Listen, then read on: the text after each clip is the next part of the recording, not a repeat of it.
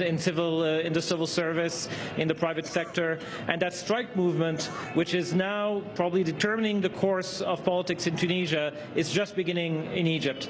And the strike movement will be really something to look at carefully. Yesterday there was a report, it hasn't been confirmed, that the military intends to ban strikes. I really doubt it's going to be able to do this. I mean, something fundamental has changed in the way Egyptians participate in politics. Let's bring Let me ask Professor you this point, Sander, about the... Go ahead, Amy, I'm sorry.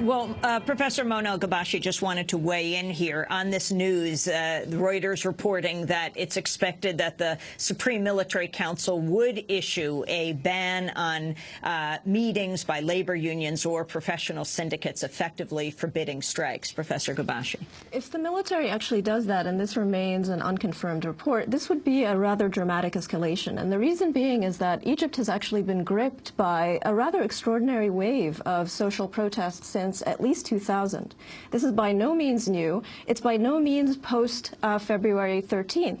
This is something that's been happening and peaked in 2006 and 2007, which lends the protests that broke out among civil servants, police officers, and other state employees yesterday, it lends it an extra weight. It doesn't mean that this is now the beginning of a new phase of protest in Egyptian politics. What this shows is a convergence of the old style of protest with a completely changed political environment. That's the significance of it. Well, that's very important. Just before we go back to Sharif and Sander, while we talk about the 18 days of revolution that shook the world, this actually goes back before that.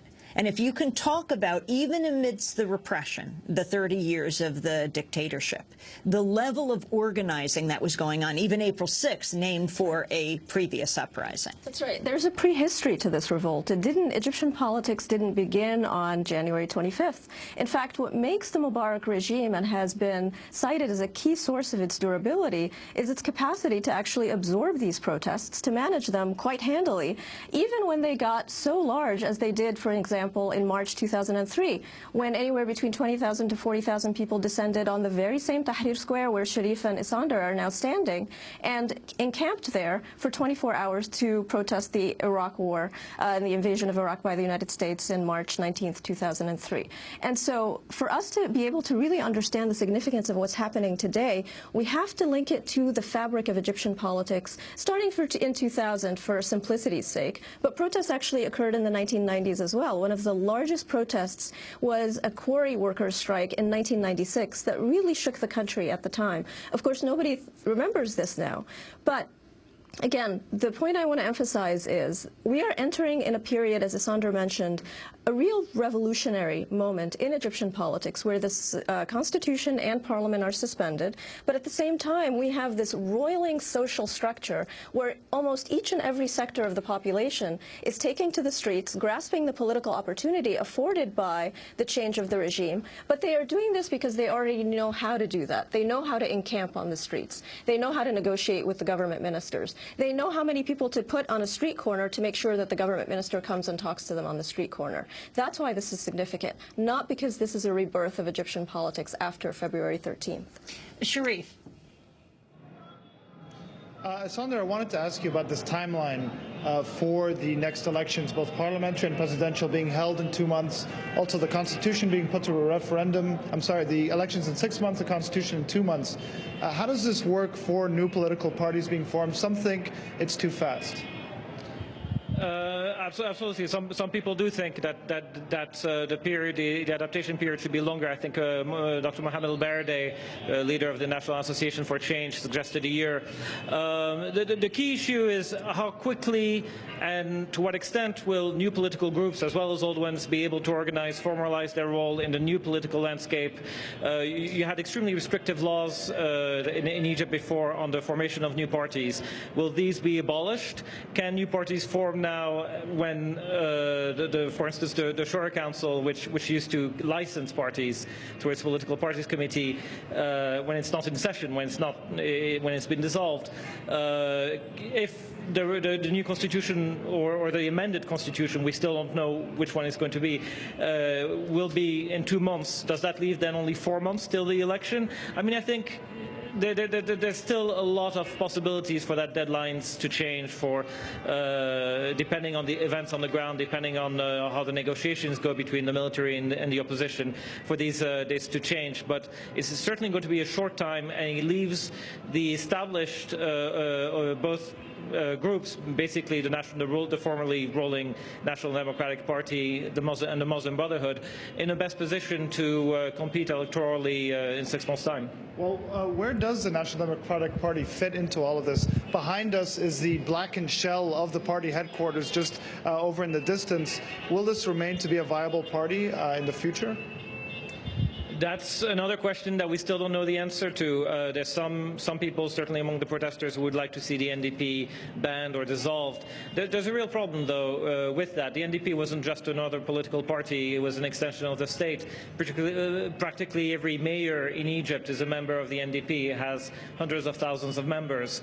And again, just going to the experience in Tunisia, there was a long debate about whether or not the ruling party there, the RCD, should be dissolved or not. It only happened last week, its dissolution, and there was a big debate about, okay, if you dissolve it, how about its members? Can they form a new party or multiple parties? Will they be absorbed into existing parties? I think really right now it's too early to tell. What we know is that right now the NDP doesn't even have a leadership. Its Secretary General, who had only been in the position for a few days, Hosni Mubarak, resigned the day President Mubarak also resigned. I wanted to ask Professor Mona El-Ghobashy about this Supreme Military Council. Just who Mohammed Hussein Tantawi is, the field marshal now who says he is in charge of the government. Sami Hafez Inan, the chief of staff of the armed forces. Tell us who they are, their history. Well, we're actually in a very strange position of not knowing that much about Egypt's new leaders. As Isandr pointed out, the military has historically always taken a back seat to Egyptian politics. Tantawi has been defense minister since 1991. He was a career foreign military officer. WikiLeaks cables recently revealed about Cairo used the term that he is known in Cairo as Mubarak's poodle, which indicates that he was very much a man in the mold of Hosni Mubarak, very much a loyalist along the path of Mubarak that is very resistant to any kind of change and so on. That's really all that we know about him. Chief of Staff Sami Annan, similarly, is someone who we know even less about. He was engaged in routine talks with U.S. military generals when the uprising broke out on January 28th, rushed home, of course. So he was one of those key group of Egyptian generals who were at the Pentagon and watched this unfold at the Pentagon, close to gates, U.S. trained. That's right. He led the delegation of Egyptian military officers who was having a routine meeting with their American counterparts and then rushed home to manage the situation. These are the two key figures on this council. We know almost virtually nothing about the rest of the 18-member council. All we know is that they are the heads of the various branches of the armed forces. We also know that in this meeting that we referred to earlier in the show with the protesters, these two key figures were not the ones they met with. All we know are two unknown names of the people who the protesters met with, but we don't even know which seats they hold on the council. Isandr, would you like to weigh in here as well? I mean, it is known that Secretary of Defense Gates has been in close contact with them throughout, very much being a part of managing this transition, very comfortable with Sami Hafez Inan. I think he is 63 years old. Tantawi is 75 years old. And how the pro-democracy activists will actually weigh in as part of a council. Hasn't Mohammed al-Baradei, the Nobel Peace Prize winner who returned to participate in the protests, hasn't he called for right now the protesters, representatives of the protesters, being a part of a ruling council so that they can help shape the constitution and the future of Egypt?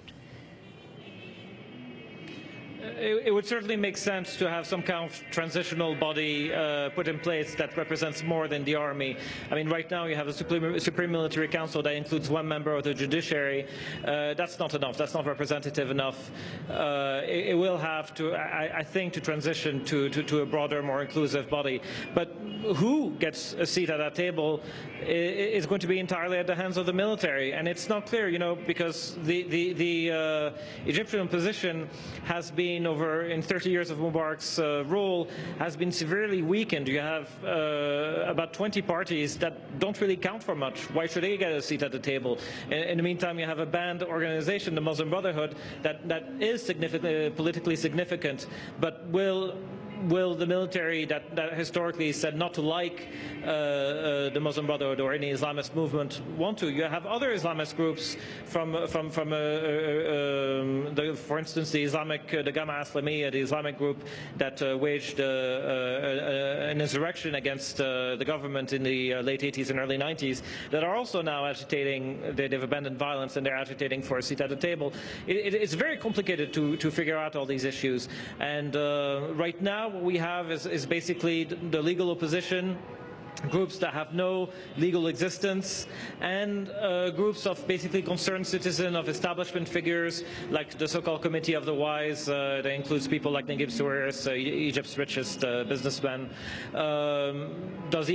Has he earned a seat at the table? No one elected him. It's very difficult, and I think it's going to have to be negotiated. And right now, just to add to what Professor El-Ghobashy said about these men in the military, you have to remember that what they have together, all these men in the military, is a similar approach, a similar view of the world, an experience that's where the military has been their own lives, where they have no real experience of interaction with civilians. It's going to be tricky for them to adjust to that, but I think probably in the long term it's better for them to let civilians take the lead, because otherwise they become directly responsible if people are unhappy with the way things develop. Professor El-Ghobashy, last word. I think that looking forward, two things to watch about the military and the protesters. The optimistic route would be that the military would prove itself actually quite open to hearing what the protesters have to say, and they would surprise us by being pro-democracy and doing something that militaries rarely do, which is to really lead the transition to democracy and then go back to the barracks. I don't quite rule that out just yet. The pessimistic, or maybe the realistic view, is that the military will be very keen not just to preserve its privileges, but to make sure that Egyptian politics remains the politics of the elite, that it isn't lots of representation for viable interests. That's going forward. I think those are the two paths that we have to watch very carefully. Hard to tell right now where that's going to go, but equally plausible.